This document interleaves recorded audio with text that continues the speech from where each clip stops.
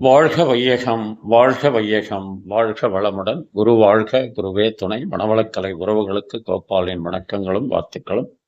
அருட்தந்தை வேதாத்திரி மாஷுடைய கவியிலிருந்து ஒரு கருத்தை இன்றைக்கு. மனிதனிடம் 6வது அறிவை பிரத்யேகமாக இறைவன் வழங்கியிருக்கிறான். அந்த அறிவை கொண்டு இறைநிலையை உணர வேண்டும். அதற்கு முன் தன்னை அறிய வேண்டும்.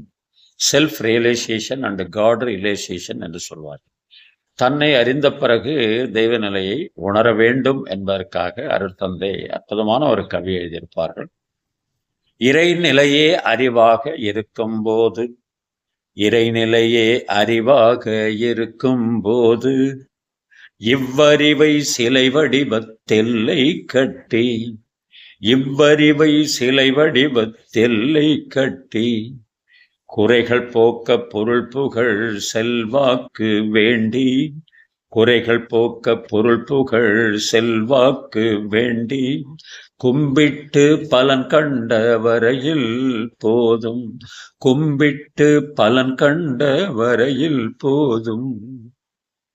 நிறைநிலைக்கு அறிவு விருந்து உண்மை காண, நிறைநிலைக்கு அறிவு விருந்து உண்மை காண, நேர்வழியாம் அகத்தவத்தை குருவால் பெற்று, நேர்வழியாம் அகத்தவத்தை குருவால் பெற்று, முழு அளவில் உன்னுள் இறையை தேர, முழு அளவில் உணர்ந்து இறையை உன்னுள் தேர, முயன்றிடுவீர் காலம் வீணாக்க வேண்டாம், முயன்றிடுவீர் காலம் வீணாக்க வேண்டாம்.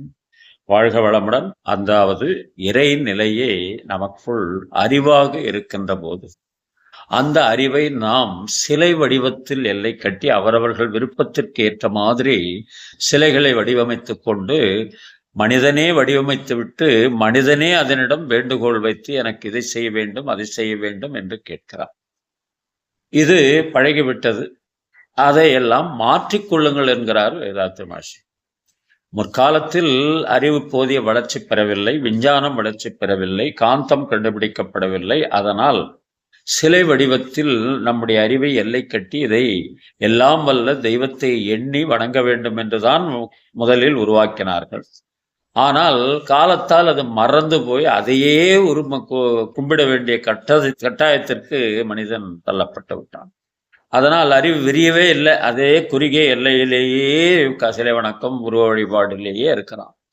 அதைத்தான் சொல்லுகிறார் அருட்தந்தை வேதாத்திரி மகர்ஷி. இவ்வளவு காலம் நீங்கள் வேண்டியதெல்லாம் கிடைத்து விட்டதா? ஏன் கிடைக்கவில்லை என்று சொன்னால், மனமது செம்மையானால் மந்திரம் செபிக்க வேண்டாம் என்கிறார்கள் அகத்தியர். அப்படின்னா என்ன அப்படின்னா, இதை செம்மைப்படுத்துவதற்கு நாம் எந்த முயற்சியும் எடுக்கவில்லை. ஆனால் சிலையை எந்த வடிவத்தில் வடிக்கலாமா, எங்கூர்ல 70 அடி செலவைக்கலாமா, உங்க ஊர்ல 100 அடி செலவைக்கலாமான்னு இறைவனுக்கு எதுக்கையா வடிவம்? அவன் எல்லையற்று இருக்கிறான். அவனை உன்னால் வடிவமைக்க முடியுமா? வாய்ப்பே இல்லை. ஆனாலும் வடிவமைத்துக் கொண்டு அதனிடம் வேண்டிக் கொண்டும் இருக்கிறோம். அதனால சொல்றார், குறைகள் போக்க பொருள் புகழ் செல்வாக்கு வேண்டி, கும்பிட்டு பலன் கண்ட வரையில் போதும். அப்புறம் என்ன சாமி பண்றது? நிறைநிலைக்கு, அதாவது அந்த இறைநிலை அளவுக்கு உன் மனம் விரிய வேண்டும். நிறைநிலைக்கு அறிவு விரிந்து உண்மை காண என்ன செய்ய வேண்டும்? நேர்வழியாம் அகத்தவத்தை குருவால் பெற்று, குருவின் மூலமாகத்தான் நிறைவை உணர முடியுமே தவிர தனி முயற்சியில் நிச்சயமாக நடக்காது. அதனால் குருவருள் இன்றி திருவருள் இல்லை என்றால் திருமூலர். அந்த அடிப்படையில் நிறைந்த குருவின் மூலம் அகத்தவத்தின் மூலமாக இறையை உணர்ந்து விட்டோம் என்று சொன்னால் அதை முழுமையாக உணரணும். அறகுறையா வந்து 1 மாசம் 2 மாசம் பயிற்சி எடுக்க வேண்டியது, அதுக்கப்புறம் ஓடி போக வேண்டியது, திருப்பி வர வேண்டியது, இன்னொரு மார்க்கத்துக்கு போக வேண்டியது, இப்படியே அலைந்து கொண்டிருக்கிறான் மனிதன். அதை மாற்றி அதாவது விடாமுயற்சியாக தொடர்ந்து முயற்சியும் பயிற்சியும் தொடர்ச்சியாக செய்தால் ஆன்மீக வளர்ச்சி என்பது ஆண்டவன் மிச்சக்கூடிய அளவுக்கு கூட உயர்த்தம் என்ற அடிப்படையில் இறை நிலைக்களவுக்கு விரிந்து உண்மைக்கான நேர்வழியாம் அகத்தவத்தை குருவால் பெற்று, முழு அளவில் உன்னுள் இறையை தேர முயன்றிடுவீர் காலம் வீணாக்க வேண்டாம் என்கிறார். ஏற்கனவே காலம் பாதி போயாச்சு. எவனோ சொல்லிவிட்டா 50க்கு மேலதான் ஆன்மீகம் என்று. அப்படியெல்லாம் கிடையாது. 14 வயது முதற்கொண்டு இந்த ஆன்மீகத்தை பயில பயில உனக்குள் ஏற்படுகின்ற மாற்றம் உன்னதமான மாற்றமாக இருக்கும் என்று சொல்லி நீங்களும் உங்கள் அன்பு குடும்பமும் வாழ்க வளமுடன் என்று கூறி நிறைவு செய்கின்றோம். வாழ்க வளமுடன், வாழ்க வளமுடன், வாழ்க வளமுடன்.